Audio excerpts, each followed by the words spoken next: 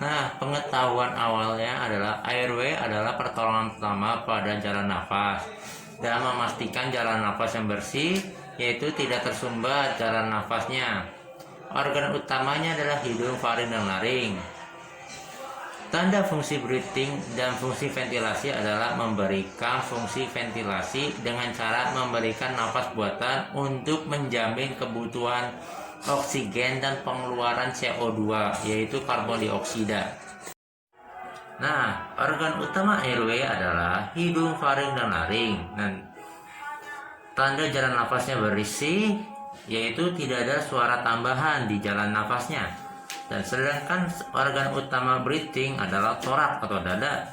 Nah, biasanya gangguan di breathing itu terdapat dari penarikan dinding dada, terus nafasnya cepat ataupun lambat, dan pernafasan cuping hidung, dan lalu ada snoring. Baik, saya akan mengenalkan nama alat-alatnya terlebih dahulu. Ini yang disebut neck collar. Lalu ini alat non-rebreathing mask, dan lalu ini alat namanya nasopharynx, dan lalu ini namanya suction.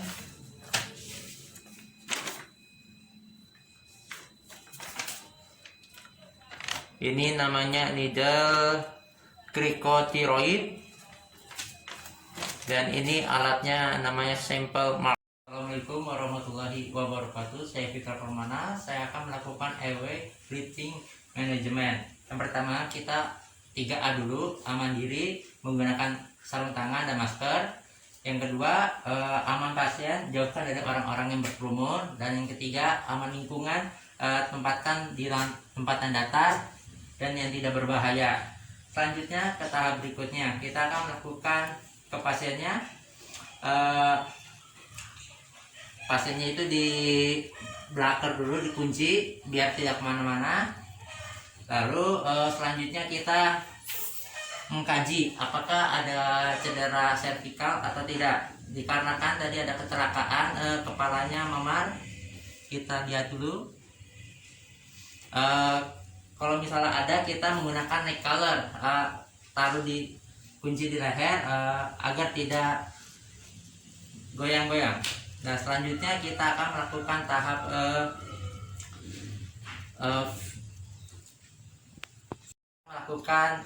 look, listen, feel.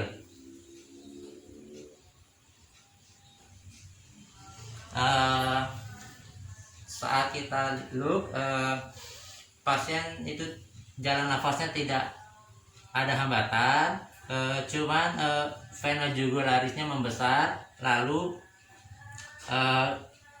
listen, kita dengar itu ada suara snoring dengan gurgling, dan feel-nya itu terasa hembusan nafasnya cuman pelan. Nah, setelah itu kita akan tadi kan mendengar feel airway-nya itu jalan nafasnya kurang, kita akan melakukan airway sederhana, yaitu dengan jaw thrust. Jadi seperti ini. Nah, setelah itu kita akan melakukan pemasangan oropharyngeal untuk mengatasi snoringnya. Nah, setelah itu kalau masalah snoringnya sudah selesai, di mulut tadi dipasang agar lidah itu tidak tertutup. Nah, setelah itu kan snoringnya sudah teratasi, kita akan mengatasi gugeringnya dengan cara suction. Nah, suction itu agar cair-cairan yang di dalam mulut itu dan paru-paru itu hilang. Kita suction dulu ya. Itunya keluar. Sudah selesai masalah guguring. Nah, setelah itu kita tadi kan snoring sudah teratasi, guguring sudah teratasi, kita akan lakukan look, listen, feel, breathing.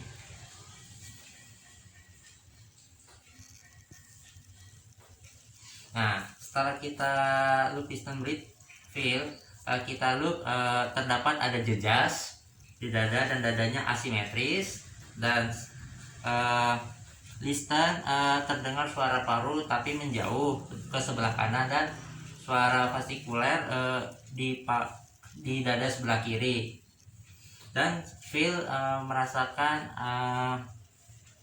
hembusan nafasnya pelan, dikarenakan sesuai dengan data objektif tadi kadar oksigen itu terdapat 82%.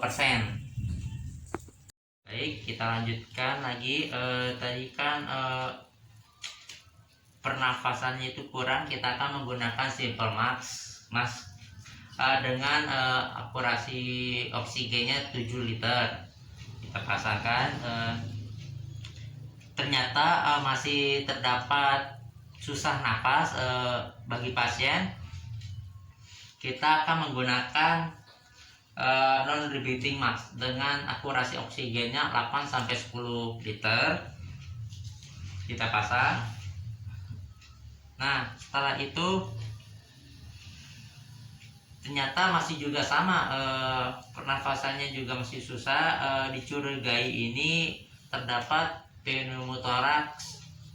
Nah, setelah itu kita akan melakukan evakuasi terlebih dahulu kepada korban. Setelah itu kita lihat apakah ada kontraindikasinya. Setelah itu kita akan menggunakan needle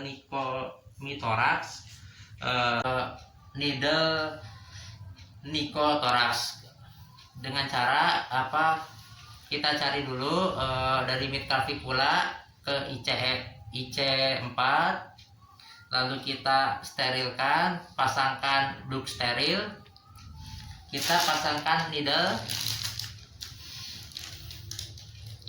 Nah, setelah itu sudah selesai, kita amati terlebih dahulu di TV-nya. Semua sudah selesai.